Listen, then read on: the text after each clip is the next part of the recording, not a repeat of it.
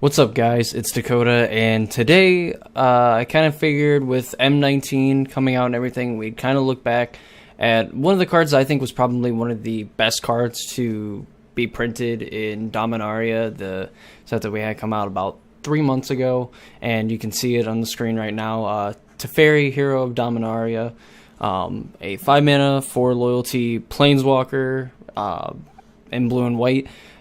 +1, draw a card at the beginning of the next end step, untap 2 lands. -3, put target non-land permanent into its owner's library, third from the top. And -8, you get an emblem with whenever you draw a card, exile target permanent opponent controls. Now, there was a lot of talk about this card, this and Karn, because I think Karn, Scion of Urza is probably, at least in the top 5, I want to say even an argument for being one of the best cards in the set, just from all the play it's seen. So, if we look back and even kind of on both of those cards, Tefari in particular, modern staple in the blue-white X control decks in standard, and even showing up in modern decks, it being just a better version of Jace, being a 3-mana planeswalker that you can play on turn 5. That's what people have kind of been comparing it to, the fact that even in modern, say, you draw a card, you immediately replace Tefari itself. Usually when it's on an empty board, it goes uncontested and can single-handedly win you the game. But even if there's like a creature on the battlefield, the fact that you can untap 2 lands, like in the Jeskai control decks and even the blue-white decks, you leave up counter magic and you get to leave up spells like Lightning Bolt and Path to Exile and Lightning Helix and so on and so forth. So Tefari being really, really just versatile in that, and the fact that he opens up, whether you tap out to play him on turn 5, and then you plus him to draw a card, and then you get to untap 2 lands, and it leaves you so many options just at 2 mana that the card is just really powerful in modern, and surprisingly is able to keep up with even like cards like Jace the Mind Sculptor, even though that's another debate for another day. A -3, it does take care of a lot of things. Like, even if it just comes down, it's like, all right, tuck your biggest dude into your deck. Like, eventually they're gonna draw it. If they have uncracked fetch lands or whatnot, or they have fetch lands stuck in their hand, that there's, if they fetch, they run the risk of like just never seeing that card again, which is really a really good thing, and just a pseudo removal spell. And then obviously, if they're not able to draw through their deck or anything like that, then they're going to be hitting that card either at worst by their next turn, or at best for them, I guess their next turn that's what they're going to be drawing. So another, or just a really good ability. And then the -8, obviously, most planeswalkers that have like an ultimate ability, you want it to just be game ending. You want it to win you the game. And when Tefari's doesn't like win on the spot like Chandra Torch of Defiance, that lets you just make an emblem, and any spell that you cast is just 5 damage to your opponent or 5 damage to one of their creatures, so on and so forth. Tefari is sort of like a slower, like a ticking doomsday clock, where every time you draw for the turn, if you're just drawing your 1 card for the turn, you're exiling a permanent they control, which is already good enough, because if they don't have anything, then you start getting rid of their lands. Well, not blowing up their lands, but you just get rid of their lands. It's harder for them to play anything once their lands are gone, and just eventually your opponent doesn't have anything to play. They don't have anything. They're stuck to playing with 1 mana a turn. And then you draw a step, you take out their thing, or you play Serum Visions and you exile another land, or you play Cryptic Command and you just bounce one of the lands and then exile one of your lands with the draw. Tefari is very powerful, and while it doesn't seem like he does a whole lot, and whenever you say like, well, how often are you gonna get the emblem from a planeswalker or whatnot, and I just think that with this card, and it's like Jace in particular, where Jace literally can win you the game. You exile your opponent's library and they're just left what's in their hand. That's insane. That's crazy to think that like that's an ultimate on a planeswalker. That's a card that's actually printed. And Tefari, while seeming like it gives your opponent some kind of hope, it really doesn't matter, because usually if you end up ultimating Tefari and he's already on 8 loyalty, you have a backup Tefari that then just immediately you get your value from exiling something, drawing a card, untapping 2 lands, and just repeating like this assault of just going to town on your opponent's permanents while also just filling up your hand and stopping anything from either resolving or letting things resolve, but then getting value out of your removal spells or your other just value spells.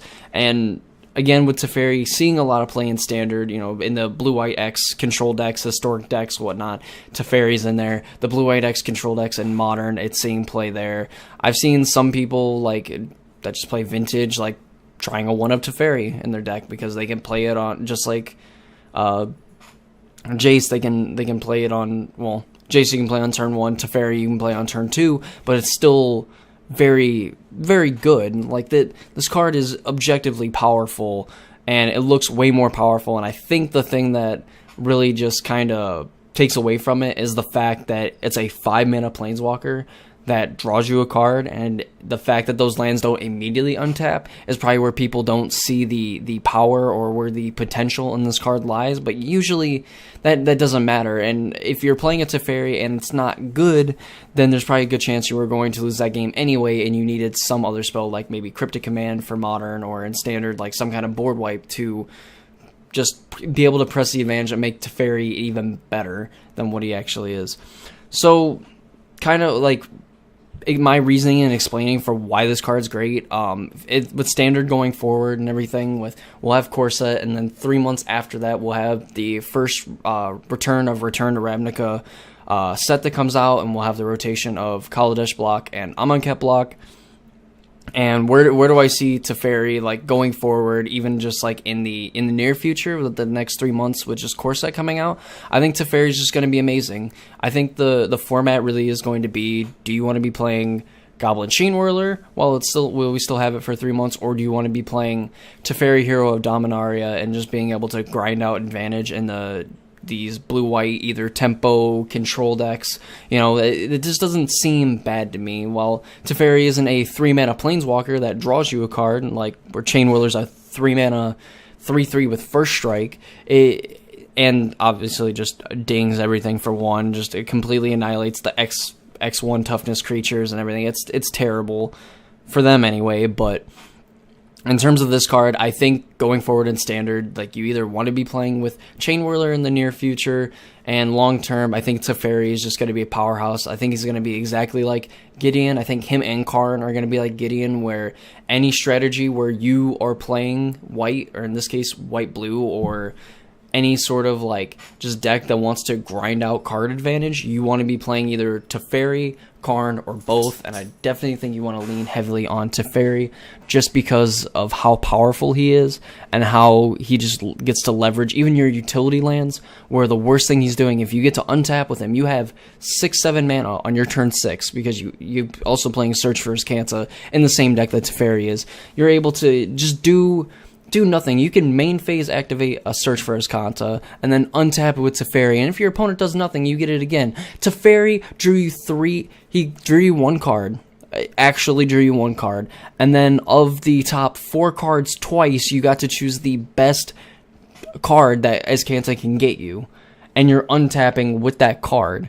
And it's just insane, and just at face value, Teferi does way more than what people think, and that's kind of why he's number 1 for me. If Karn's minus ability was better or didn't need so much like help in terms of the constructs that it makes are better when you're playing an actual artifact deck, then I think Karn would be a lot higher, other than at worst Karn draws you 2 cards, or that future Karns end up drawing you at least 1 or 2 cards. Which again is still amazing, and even like with a deck with Teferi, like just the reason why those 2 cards go hand in hand is because when you flip over 2 cards and it's a land and a spell, and they give you the land, you're hitting your 5th land drop for Teferi, or you're hitting your land drops going forward, and then just these cards that are exiled with these counters on them to Karn, you just get back later. And again with Teferi, just being able to push that advantage and just playing both those cards together is just amazing. But I think Teferi is definitely the draw for it. And I think in another video we'll go through Karn. I'll kind of do the same thing, comparing Teferi to Karn. And to me, it is pretty close. But if I had to register only one of those cards in my deck, I would definitely choose Teferi. And that's me going over like a standard in review or a set in review for Dominaria, with Tefari being probably the best card I think in the set. I'll go over some of the core set cards probably in a future video, but for today, that's going to be it for this video. If you enjoyed, please leave a like and comment down below what you think the best card in Dominaria was, what you're excited for core set 19, and then hopefully standard's a lot more fun. I know I'm really looking forward to the new Planeswalkers coming out of M19, specifically the Tezzeret and Liliana ones, just to see if there's any like zombie tribal support or even like just Thopter support, because I like playing with my 1/1 flyers. But that's going to be it. I hope you guys enjoyed the video, and I'll see you next time.